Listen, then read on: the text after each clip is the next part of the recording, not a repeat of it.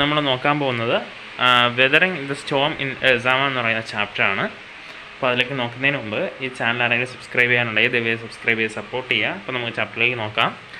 On 27 October 1999, 7 years after his mother's death, Prashant had gone to the block headquarters of Ersama, a small town in coastal Orissa, some 18 kilometers from his village, to spend the day with a friend.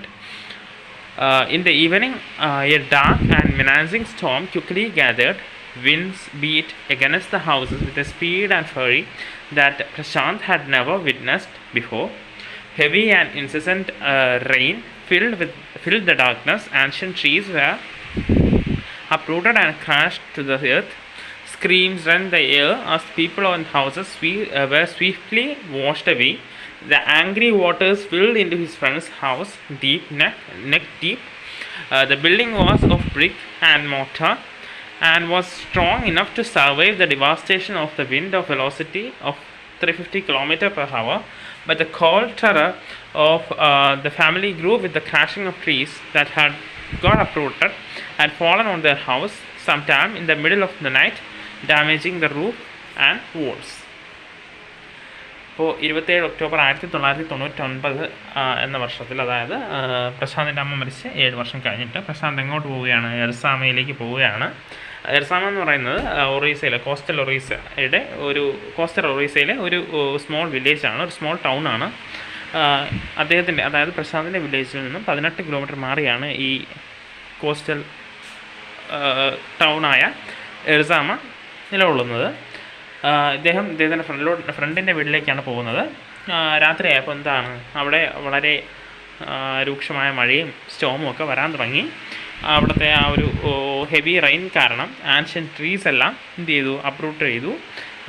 പിന്നെ വീടുകളിലേക്കൊക്കെ വന്ന് വീഴുകയാണ്. അങ്ങനെ പ്രശാന്തിൻ്റെ ഫ്രണ്ടിൻ്റെ വീട്ടിലും ഇങ്ങനെയുള്ള problems ഉണ്ടാവുകയാണ്. The crazy destruction wrought by the cyclone and the surge of the ocean continued for the next 36 hours. Although wind speeds had reduced somewhat by the next morning, to escape the waters rising in the house, Prashant and his friend's family had taken refuge on the roof.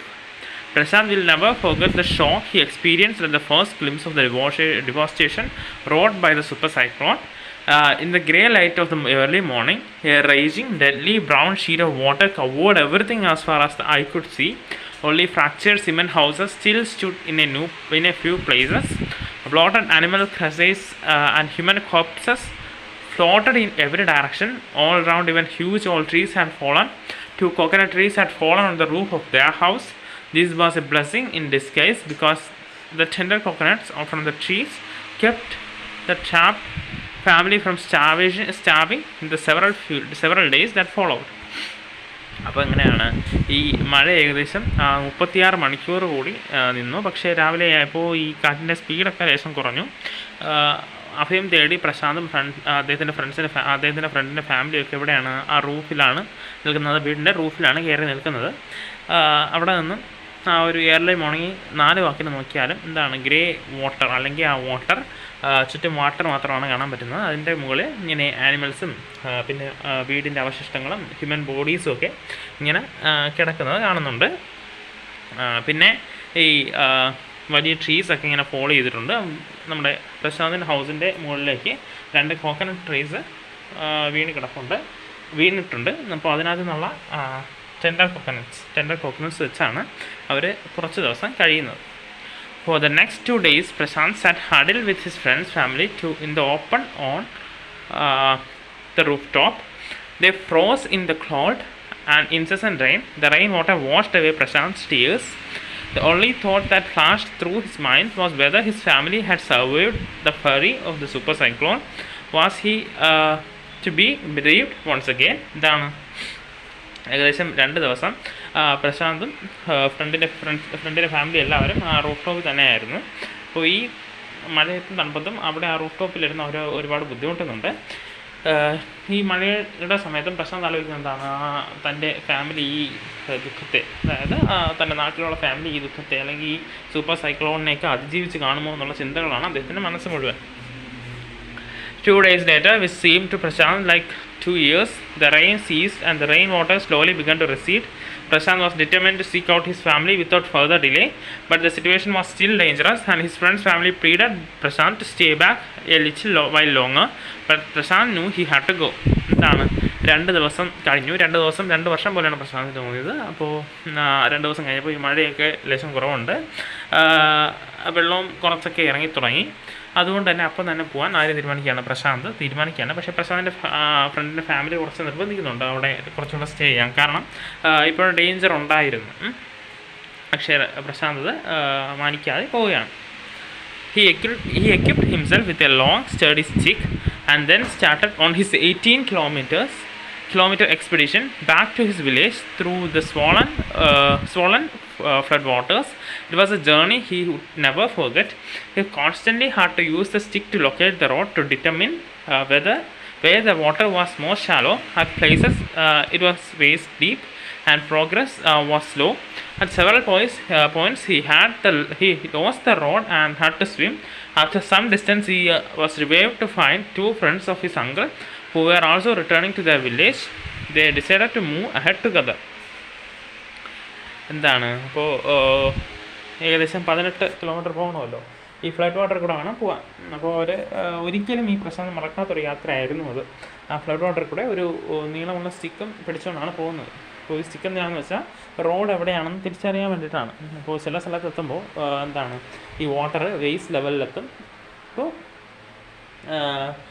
റോഡൊക്കെ determine ചെയ്ത് പോയി കുറച്ച് കഴിയുമ്പോൾ എന്താണ് road കണ്ടെത്താൻ പറ്റാത്ത അവസ്ഥയാണെന്ന് വെച്ചാൽ അത്രയ്ക്കും വെള്ളം ഉയരും. ആ സമയത്ത് കുറച്ചൊക്കെ നീന്തും. അങ്ങനെ കുറച്ച് ദൂരം പോയപ്പോൾ അദ്ദേഹത്തിൻ്റെ അങ്കിളിൻ്റെ 2 ഫ്രണ്ട്സ് അവരും വില്ലേജിലേക്കാണ് പോകുന്നത്. അവരും കൂടെ പിന്നെ ഒരുമിച്ച് യാത്ര തുടങ്ങും. As they waded through the waters, the scenes they witnessed grew more and more macabre. They had to push away many human bodies, men, women and children, and carcasses of dogs, goats and cattle that the current swept against them as they moved ahead. In every village that they passed, they could barely see a house standing. Prashant now wept out loud and long. He was sure that his family could not have survived this catastrophe. എന്താണ് അങ്ങനെ അവർ ആ വാട്ടറിൽ കൂടെ ഇങ്ങനെ പോവുകയാണ്. വാട്ടറിൽ കൂടെ പോകുമ്പോൾ ഈ ഹ്യൂമൻ ബോഡീസ്, അതായത് മനുഷ്യൻ്റെയൊക്കെ ശരീരങ്ങളും അതുപോലെ തന്നെ ഡോഗ്സിൻ്റെയും ഗോഡ്സിൻ്റെയും കാറ്റിൽസിൻ്റെയും എല്ലാം ശരീരങ്ങളും മാറ്റി വേണം അവർക്ക് പോകാൻ. കാരണം ഈ വെള്ളത്തിൻ്റെ ഫ്ലോ ഇവർക്ക് നേരെയാണ് വരുന്നത്.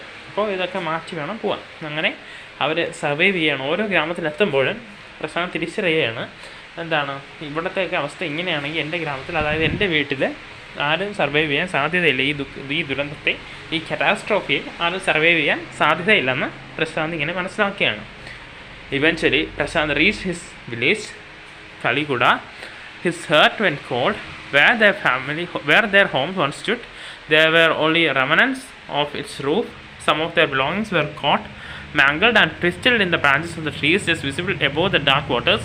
Young Prashant decided to go to the Red Cross shelter for his family. അങ്ങനെ യാത്ര ചെയ്ത് പ്രശാന്ത് അവസാനം അവൻ്റെ വില്ലേജിലെത്തുകയാണ്. വില്ലേജിലെത്തിയപ്പോൾ പ്രശാന്ത് ആകെ മരവിച്ചു പോയി. കാരണം എന്ന് വെച്ചാൽ അവരുടെ വീട് ഒരു സമയത്ത് നിന്ന സ്ഥലത്ത് ഇപ്പോൾ അതിൻ്റെ റൂഫ് മാത്രമേ കാണാൻ പറ്റുന്നുള്ളൂ. അതുപോലെ തന്നെ അവരുടെ സാധനങ്ങളെല്ലാം എന്താണ് ഈ ട്രീസിലും അവിടെ എവിടെയൊക്കെ ഹാങ് ചെയ്ത് നിൽക്കുകയാണ്. ഈ മഴ വന്നപ്പോൾ വെള്ളം ഉയർന്ന ആ ട്രീസിൻ്റെ പക്കം വരെ ആയി. അപ്പോൾ അവിടെ ഈ സാധനങ്ങളൊക്കെ ഹാങ് ചെയ്ത് നിൽക്കുകയാണ് കുറച്ചൊക്കെ. പിന്നെ പ്രശാന്ത് തീരുമാനിച്ചു റെഡ് ക്രോസ് ഷെൽട്ടറിലേക്ക്, ഈ ഫാമിലി അവിടെ ഉണ്ടോ എന്നറിയാൻ അഭയാർത്ഥി ക്യാമ്പിലേക്ക് ഇങ്ങനെ പോവുകയാണ്. Among the first people he saw in the crowd was his maternal grandmother, weak with hunger. She rushed to him, her hands outstretched, her eyes brimming. It was a miracle they had long given him up for dead. എന്താണ് അങ്ങനെ ആ ക്യാമ്പിലെത്തിയപ്പോൾ ആദ്യം കണ്ട കുറച്ച് പേരിൽ ഇദ്ദേഹത്തിൻ്റെ maternal grand mother ഉണ്ടായിരുന്നു. അവർ വിശന്ന് വലഞ്ഞിരിക്കുകയായിരുന്നു. അവർ അദ്ദേഹത്തിൻ്റെ അടുത്തേക്ക് ഓടി വരികയാണ്. അപ്പോൾ കണ്ണിലൊക്കെ ഒരു തെളിച്ചം കാണാം. കാരണം ഇവരെല്ലാം വിചാരിച്ചെന്നാണ് പ്രശാന്ത് ജീവിച്ചിരിക്കില്ല എന്നാണ്. Quickly word spread and his extended family gathered around him and hugged him tight in relief. Prashant anxiously scanned the motley, battered group. His brother and sister, his uncles and aunts, they all seemed to be there. അപ്പോൾ അങ്ങനെയാണ് ഉടനെ തന്നെ പ്രശാന്തിൻ്റെ ഫാമിലിയൊക്കെ ഓടി വരികയാണ്, ചുറ്റും ഇങ്ങനെ കൂടുകയാണ്. അപ്പോൾ എല്ലാവരെയും അദ്ദേഹം ഉണ്ടോ എന്നൊക്കെ ഉറപ്പുവരുത്തുന്നുണ്ട്. But by the next day, as he took took in the desperate situation in the shelter. He decided to get a grip over himself. He sensed a deathly grief settling upon the 2,500 strong crowd in the shelter. 86 lives were lost in the village. All the 96 houses had been washed away. It was their fourth day at the shelter. So far they had survived on Greek coconuts, but there were too few to go around such a tumult of people. അപ്പോൾ എന്താണ് next day അപ്പോൾ ഈ ക്യാമ്പിലെ അവസ്ഥ എന്ന് പറയുന്നത് വളരെ പരിതാപകരമായി മാറിക്കൊണ്ടിരിക്കുകയാണ്. ഏകദേശം 2,500ഓളം സ്ട്രോങ് ക്രൗഡ് അവിടെ ഉണ്ട്. 86 പേരുടെ ജീവൻ നഷ്ടപ്പെട്ടിട്ടുണ്ട് ആ വില്ലേജിൽ. 96 ഹൗസസും അവിടുത്തെ ആകെ ഉണ്ടായിരുന്ന 96 ഹൗസസും അവിടെ നിലം പതിച്ചു. അങ്ങനെ പിന്നെ ആൾക്കാർ സർവൈവ് ചെയ്യാൻ പറ്റാതെ ഫുഡിൻ്റെ കാര്യത്തിലായാലും ഒന്നും സർവൈവ് ചെയ്യാൻ പറ്റാതെ ആ ക്യാമ്പിലെ അവസ്ഥ അങ്ങനെ ഒരുപാട് ദുരിതം നിറഞ്ഞതായിരുന്നു. Prashant, all of 19 years, decided to step in as leader of his village. If no one else did, he organized a group of youths and elders to jointly pursue the merchant once again to part with his race. This time, the delegation succeeded and returned triumphantly, wading through the receding waters with food for the entire shelter. No one cared that the rice was already rotting. Branches from the fallen trees were gathered to light a reluctant and slow fire on which to cook the rice. For the first time in 4 days, the survivors at the cyclone shelter were able to fill their bellies. His next task was to organize a team of youth volunteers to clean the shelter of filth, urine, vomit, and floating carcasses, and to tend to the wounds and fractures the many who had been injured. അപ്പോൾ എങ്ങനെയാണ് പ്രശാന്ത്, അപ്പോൾ 19 വയസ്സുണ്ടാകുന്ന പ്രശാന്ത് ഒരു ലീഡറായിട്ട് അവിടെ ഉയരാൻ തീരുമാനിക്കുകയാണ്. അദ്ദേഹം എന്ത് ചെയ്തു, കുറച്ച് യൂത്ത്സിനെയും സംഘടിപ്പിച്ച് ഈ ആഹാരം സംഘടിപ്പിക്കാൻ തീരുമാനിക്കുകയാണ്. അങ്ങനെ ആ ഫ്ലഡ് വാട്ടറിലൂടെയൊക്കെ പോയി കുറച്ച് റൈസൊക്കെ കളക്ട് ചെയ്യുകയാണ്. റൈസ് റോട്ട് ചെയ്ത്, അല്ലെങ്കിൽ റൈസ് അത്ര മോശമായിരുന്നു ഒന്നും ആരും അന്വേഷിച്ചില്ല. അവരെന്ത് ചെയ്തു, അത് കുക്ക് ചെയ്ത് കഴിക്കുകയാണ്. പിന്നെ ഈ ട്രീസിൻ്റെയൊക്കെ ഒടിഞ്ഞു വീണ ബ്രാഞ്ചസ് കളക്ട് ചെയ്തുകൊണ്ട് വന്ന് ഒരു സ്ലോ റിലക്റ്റൻറ്റ് ഫയർ ക്രിയേറ്റ് ചെയ്ത് അതിനകത്താണ് കുക്ക് ചെയ്യുന്നത്. അപ്പോൾ ഈ 4 ദിവസത്തിൽ ആദ്യമായിട്ട് അവരുടെ വിശപ്പെല്ലാം നല്ല രീതിയിൽ മാറുന്നത് അന്നാണ്. പിന്നെ എന്ത് ചെയ്തു, കുറച്ച് യൂത്ത്സിനെ കണക്ട് ചെയ്ത് ഷെൽട്ടർ ഒന്ന് ക്ലീൻ ചെയ്യാൻ തീരുമാനിക്കുകയാണ്. അതുപോലെ തന്നെ അല്ലെങ്കിൽ ഫ്രാക്ചേഴ്സ്, അങ്ങനെ മുറിവും പൊട്ടനുമൊക്കെ സംബന്ധിച്ചവരെ ചികിത്സിക്കാൻ അല്ലെങ്കിൽ ഇഞ്ചോർഡിന് കുറച്ച് ഹെൽപ്പ് ചെയ്യാൻ അവരെ പ്ലാൻ ചെയ്യുകയാണ്. On the 5th day, a military helicopter flew over the shelter and dropped some food parcels. It then did not return. The youth task force gathered empty utensils from the shelter.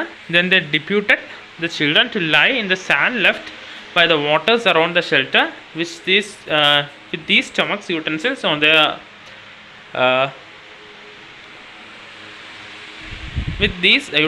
their stomachs to communicate to the passing helicopter that they were hungry. The messages got through, and after that the helicopter made regular rounds of the shelter, airdropping food and other basic needs. അപ്പോൾ അങ്ങനെയാണ് 5ാം ദിവസം ഒരു military helicopter ആ ഷെൽട്ടറിന് മുകളിൽ കൂടി പറന്നു പോവുകയാണ്. അപ്പോൾ കുറച്ച് ഫുഡ് പാർസൽസ് ഒക്കെ ഇട്ട് കൊടുത്തു. പിന്നീട് അത് തിരിച്ചു വന്നില്ല. അങ്ങനെ ഈ യൂത്ത് മെമ്പേഴ്സ് എന്ത് ചെയ്തു, കുറച്ച് കുട്ടികളെ അവിടെ കിടത്തി, അതായത് മണലിൽ കിടത്തിയിട്ട് അവരുടെ വയറ്റിലിങ്ങനെ കുറച്ച് എംറ്റി പ്ലേറ്റ്സൊക്കെ ഇങ്ങനെ വെച്ച് കൊടുത്തു. അപ്പോൾ ആ ഹെലികോപ്റ്ററിന് മനസ്സിലായി, ടാസ്ക് ഫോഴ്സിന് മനസ്സിലായി ഇവിടെ ഫുഡൊന്നും ഇല്ലയെന്ന്. അങ്ങനെ പിന്നെ റെഗുലറായിട്ട് അവിടെ അവരിങ്ങനെ ഫുഡ് പാർസൽസ് എയർ ഡ്രോപ്പ് ചെയ്യാൻ തുടങ്ങി. അതുപോലെ തന്നെ ബേസിക് ഐറ്റംസൊക്കെ എയർ ഡ്രോപ്പ് ചെയ്യാൻ തുടങ്ങി. Prashant found that a large number of children had been orphaned. He brought them together and put up a polythene sheet shelter for them. Women were mobilized to look after them, while the men secured food and materials for the shelter. അപ്പോൾ എന്താണ് പ്രശാന്ത് കണ്ടെത്തി, അവിടെ ചിൽഡ്രൻസിൽ ഒരുപാട് പേര് ഓർഫണ്ടാണ്. അതുകൊണ്ട് അദ്ദേഹം അവരെല്ലാം ഒരുമിപ്പിച്ച് ഒരു ഷീറ്റ് ഷെൽട്ടർ ഉണ്ടാക്കി അവിടെ താമസിപ്പിച്ചു. വുമൻസിനെയൊക്കെ അവരുടെ ഉത്തരവാദിത്വം ഏൽപ്പിച്ചു, ഈ ചിൽഡ്രൻസിൻ്റെ. അതുപോലെ തന്നെ മെൻസിനെ കണക്ട് ചെയ്ത് ഫുഡൊക്കെ ഒപ്പിക്കാൻ വേണ്ടിയുള്ള തത്രപ്പാടിലാണ് Prashant. As the weeks passed, Prashant was quick to recognize that the women and children were sinking deeper and deeper in their grief. He persuaded the woman to start walking in the for work program started by an NGO, and for the children, he organized sports events. He himself loved to play cricket, and so he organized cricket matches for children. Prashant engaged with other volunteers in helping the widows and children to pick up the broken pieces of their life. The initial government plans was to set up institutions for orphans and widows. However, this step was successfully resisted, as it was felt that in such institutions children would grow up without love and widows would suffer from stigma and loneliness.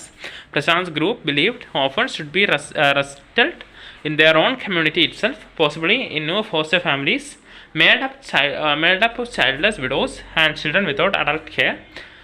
ഇപ്പോൾ എന്താണ് അങ്ങനെ ഇവർ കുറച്ച് ദിവസം കഴിഞ്ഞപ്പോൾ recognise ചെയ്യുകയാണ് ഈ ചിൽഡ്രൻസും വുമൻസും ഒക്കെ വീണ്ടും ദുഃഖത്തിലേക്ക് പോവുകയാണെന്ന്.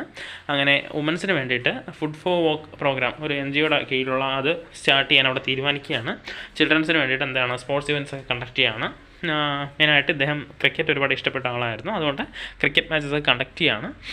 പ്രശാന്ത് എന്ത് ചെയ്യുന്നു, വോളണ്ടിയേഴ്സുമായിട്ട് എൻഗേജ് ചെയ്ത് വിഡോസിനും ചിൽഡ്രൻസിനും ഒക്കെ അവരുടെ ലൈഫ്സ് തിരികെ പിടിക്കാനുള്ള ശ്രമങ്ങൾ ആരംഭിക്കുകയാണ്. ആദ്യത്തെ ഗവൺമെൻറ് പ്ലാൻസൊക്കെ എന്താണെന്ന് വെച്ചാൽ ഈ ഓർഫൻസിനും വിഡോസിനും ഒക്കെ പ്രത്യേക ഇൻസ്റ്റിറ്റ്യൂഷൻ സ്ഥാപിക്കുകയായിരുന്നു. പക്ഷേ ഇത് ആദ്യമേ അവർ എതിർക്കുകയാണ്. കാരണം എന്ന് വെച്ചാൽ ഇങ്ങനെ ഇൻസ്റ്റിറ്റ്യൂഷൻസിൽ ചിൽഡ്രൻസിന് ലവ് കിട്ടത്തില്ല, അതുപോലെ തന്നെ വിഡോസിന് എന്ത് ചെയ്യും, ഒരു ലോൺലിനെസ് ഫേസ് ചെയ്യുമെന്ന് പറഞ്ഞ് അത് ഓപ്പോസ് ചെയ്യുകയാണ്. പ്രശാന്തിൻ്റെ ഗ്രൂപ്പ് വിചാരിച്ചെന്താണെന്ന് വെച്ചാൽ ഈ ഓർഫണ്ടായ ചിൽഡ്രൻസിനെ അവരുടെ കമ്മ്യൂണിറ്റി തന്നെ വളർത്തണം, ഒരു പുതിയ ഫോസ്റ്റർ ഫാമിലീസൊക്കെ കണ്ടെത്തണമായിരുന്നായിരുന്നു അവരുടെ thought. It is 6 months after the devastation of the super cyclone. This time Prashant's wounded spirit has healed simply because he had no time to bother about his own pain. His handsome, youthful face is what the widows and orphan children of his village seek out of most of their dark hours of grief.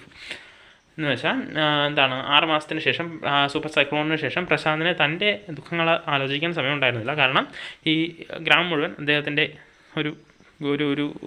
അദ്ദേഹത്തിൻ്റെ മുഖമായിരുന്നു അവരുടെ darkest ഹവറിലുണ്ടായിരുന്നതെന്ന് വെച്ചാൽ ഇദ്ദേഹമായിരുന്നു ഒരു ഏറ്റവും വലിയ സഹായമായിട്ട് ആ വില്ലേജിലുണ്ടായിരുന്നു. അപ്പോൾ ഇതാണ് നമ്മുടെ ചാപ്റ്റർ. Thank you.